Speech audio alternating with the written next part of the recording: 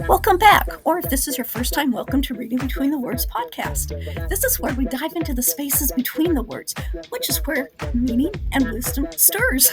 Join us as we open the door between the page and the person.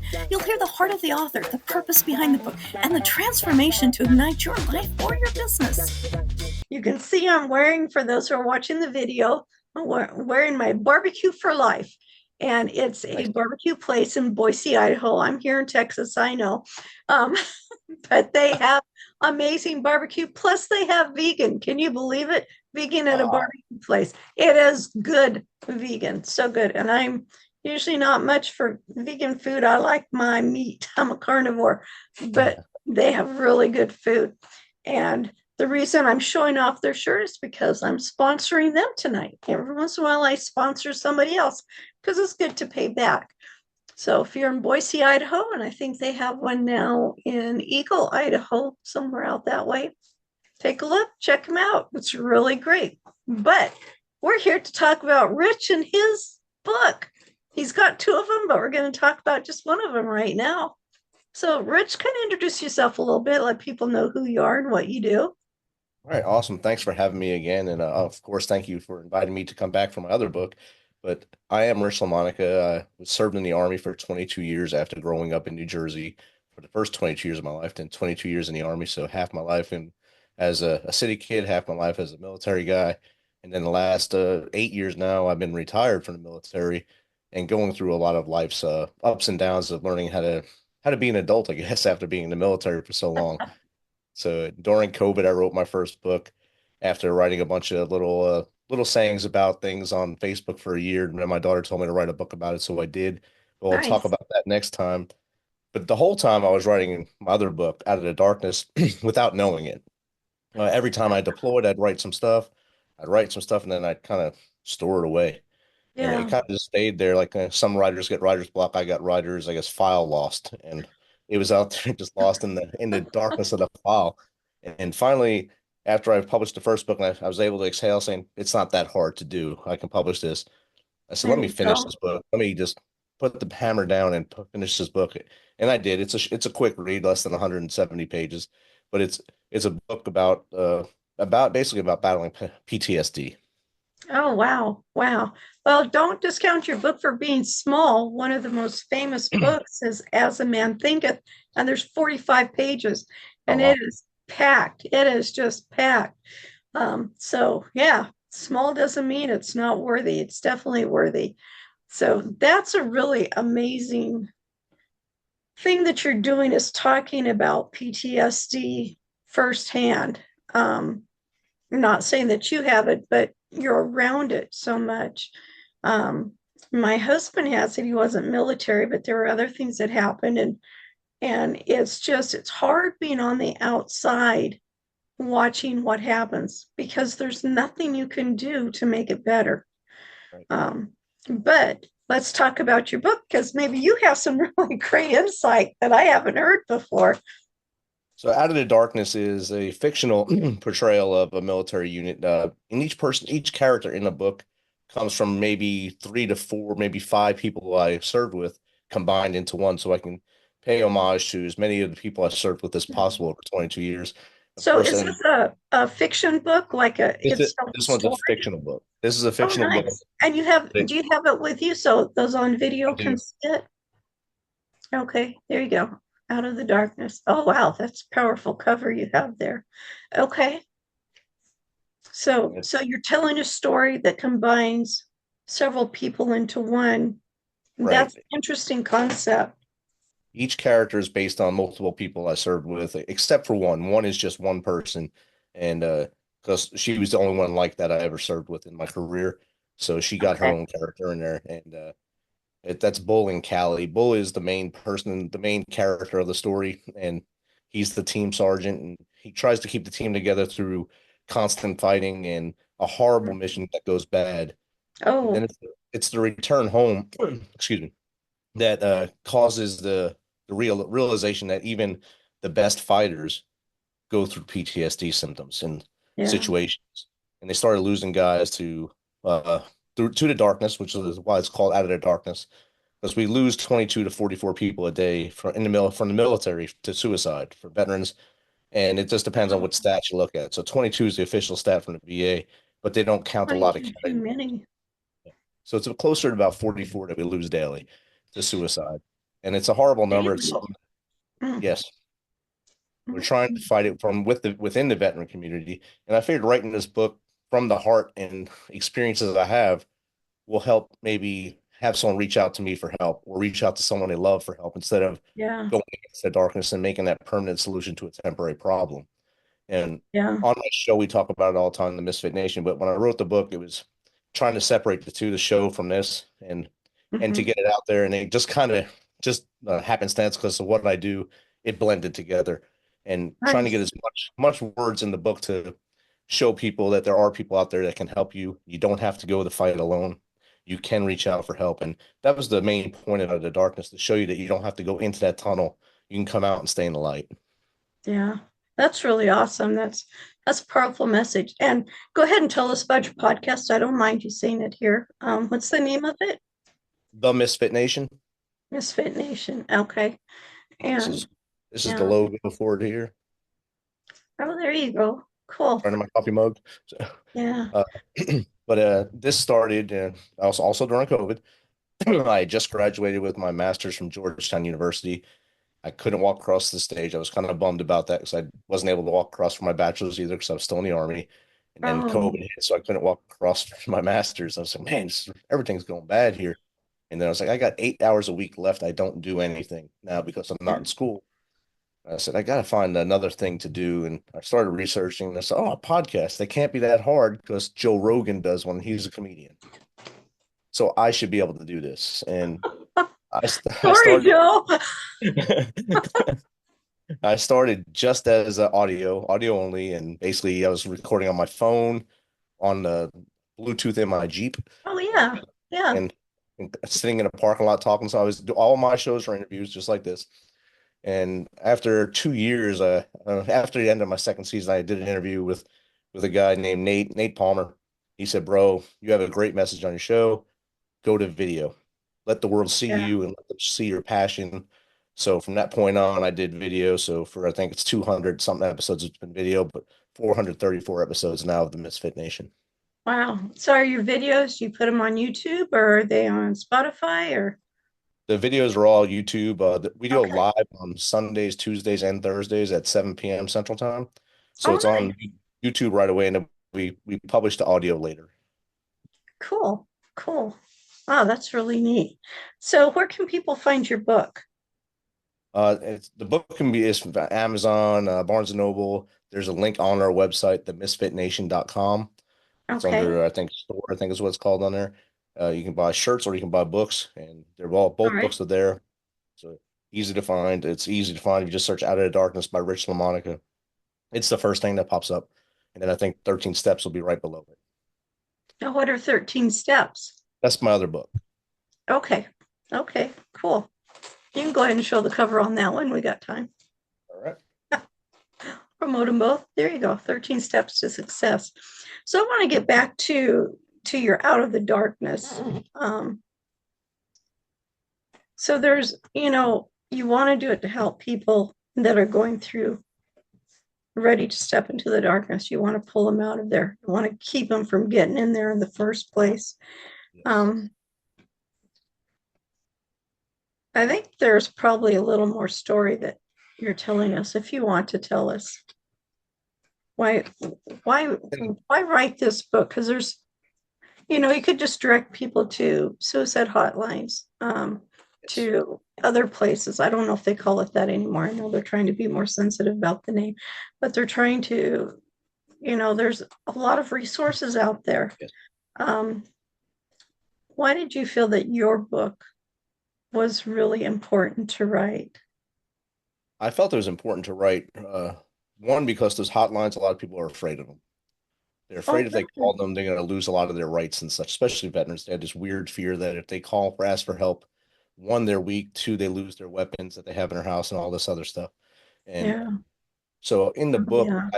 I I portray battle, which a lot of us went through over the global war on terrorism, and some prior to that. There's some Vietnam veterans that we know as well still with us, and still fighting the demons from Vietnam. And yeah, so I put the battle scenes and I made it feel like you're there in those battle scenes. And then flashbacks within those battle scenes to maybe thinking about their youth and how things were a little better back then before the chaos. And then at the end, it's when everything becomes in this blender. So you don't get to see all that from a person when they're just going through that final dive into darkness. You Right. just see them usually find out the hard way that through maybe a Facebook post or something like that that we lost them. And it was a year, just about a year before this book published, or less than a year before the book published. I had a friend Paul Kludak that I met through a Wounded Warrior project.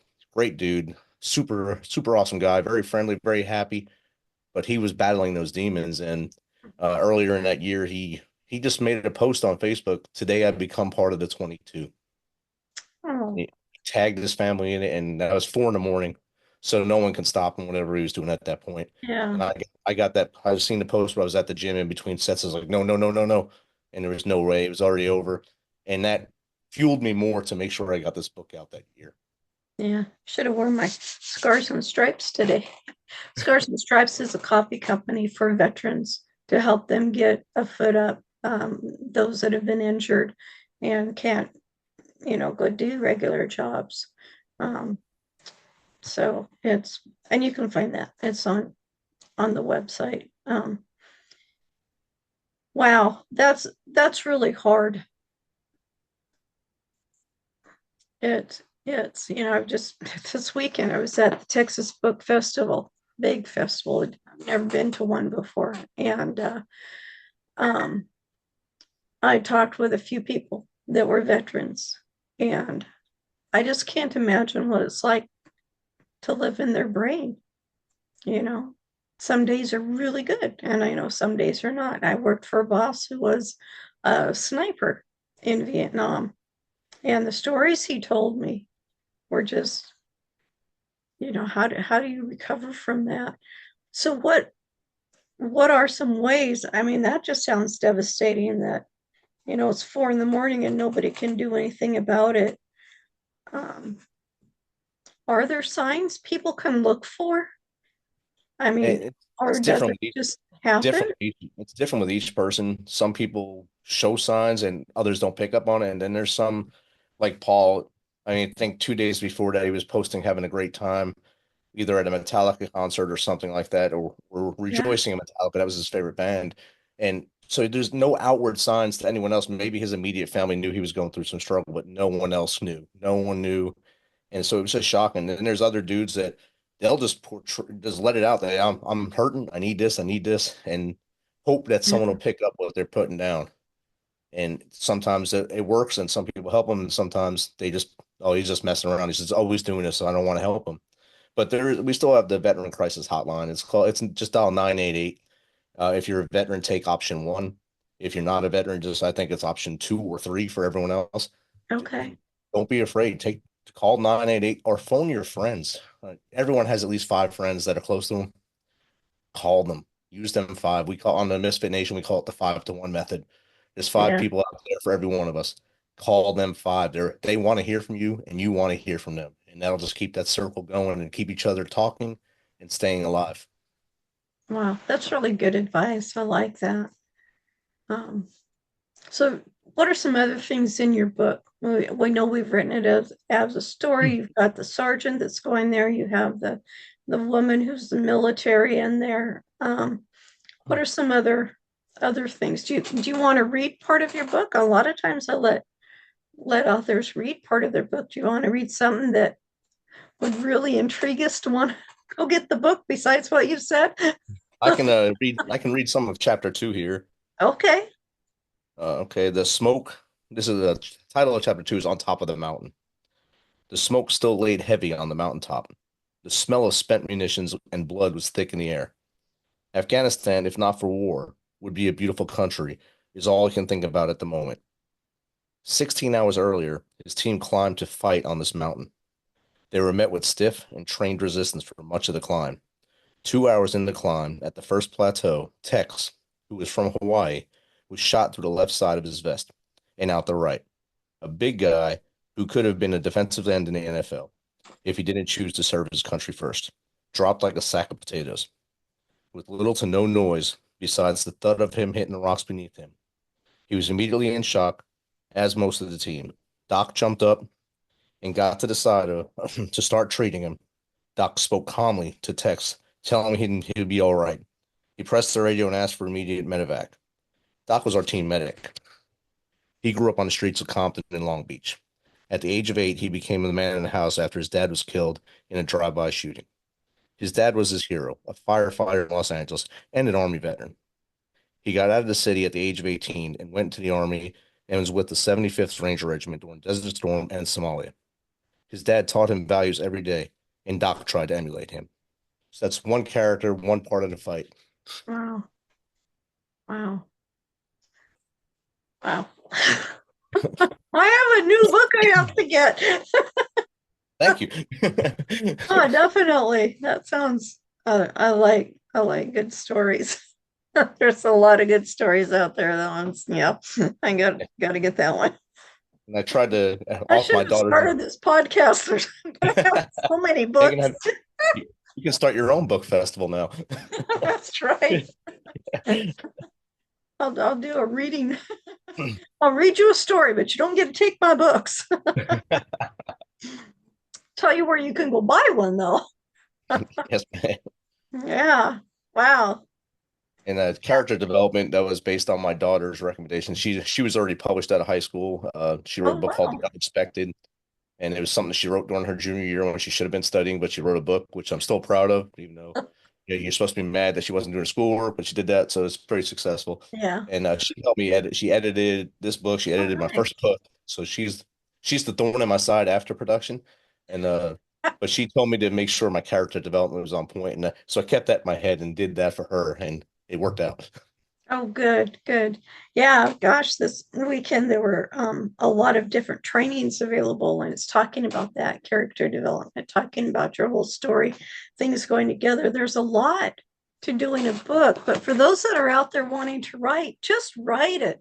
All the other stuff can be done later. Just write it, get it out there. And then find some people to edit. I always have beta readers for my books. People read the books. For those who don't know, a beta reader is someone that us authors share our book with or part of our book with, have them read it, tell us how they like it, what they don't like, what needs to be adjusted and things like that. So we know we've got a good story out there. They also are the ones who will read it and then leave comments right away. Um, it's just real important, have somebody else read it. Then did I miss something? Did I forget something? Oh yeah, I didn't see that. And we usually get the more eyes you have on it before it's out to the world, so to speak, the better your book's going to be. And I like how you did each of your characters and stuff. So one of the things I usually tell my clients to do is choose one person to write to. Now, when you were writing your book, did you have one person in mind, or one persona of a person? Yes, mostly the veteran population. That was the persona, the hard chargers who won't go get help unless they see something like this and realize it's okay not to be okay. And Yeah. that's what this was aimed for. But I would first responders also need a book like this, maybe with a different character basis, but they need something just like this because they're the same mindset where if they Oh show yeah. they need help, that maybe they won't be able to be a first responder no more. They won't be the best that they can be if they get help. Yes, you can. You can be even better with help. Yeah. Yeah. Definitely. Definitely. And it's so can this book, is it an ebook as well, or is it only paperback? It's ebook and paperback. This one is not audio yet. Okay. Okay. Ebooks are great. In case people don't know, you can buy 10 ebooks and then give 9 of them away. A lot of people don't realize that you can give ebooks as gifts from Amazon. Um, so that's always good. Yeah. Oh gosh, can you imagine having that as an audiobook? That would just be so powerful. You'd just not do anything else. Maybe it's a good thing your book is small because it's one of those books you're not going to put down. You're going to keep reading it until it's done because you got to know what's going on. I'm Oh, already, already wonderful. about three-quarters through the second part of the book too. It's going to be called Fortune and Resilience. So I'm still in the Okay. writing phase of that, but it'll be a lot longer than this one because I got my feet wet with this one and my Yeah. storytelling is a little better now. So it's Good. gonna Good. So time I tell think us it gets again the better. title of the book and where we can find it. The one we're talking about now is Out of the Darkness, and that's on Amazon, Barnes and Noble. I think it's on Target and Walmart as well. It's also on our website, themisfitnation.com. That's awesome. That's awesome. When I have to listen to your podcast, somebody's asked me what my favorite podcast was. And it's like, how can you choose just one? But I know I'm going to go listen to yours. I've got to hear this. So Awesome. thank you so much, Rich, for being here. I really appreciate it. And we're going to have you back to talk about your 13 steps. I'm interested in hearing that one for sure. And thank you, our audience. Be sure and get his book. Tell me the title one more time. Out of the Darkness, and it's Yeah. on Amazon, Barnes and Noble, and themisfitnation.com. Yeah, I keep seeing that character on the book and I just get frozen on the title, Out of the Darkness. Out of the Darkness. That's cool. I like that. All right. Well, thank you so much for being here. Thank you, our audience, for being here. And we'll see you next time. I hope today's conversation on reading between the words gave you a glimpse into the heart behind the book and sparked something new for your life or business. If you loved this episode, join the conversation, share it with a friend, leave a review, or reach out and let us know what spoke to you. We appreciate your support of this podcast, and remember, your words have power too. Go to lskirkpatrick.com/podcast.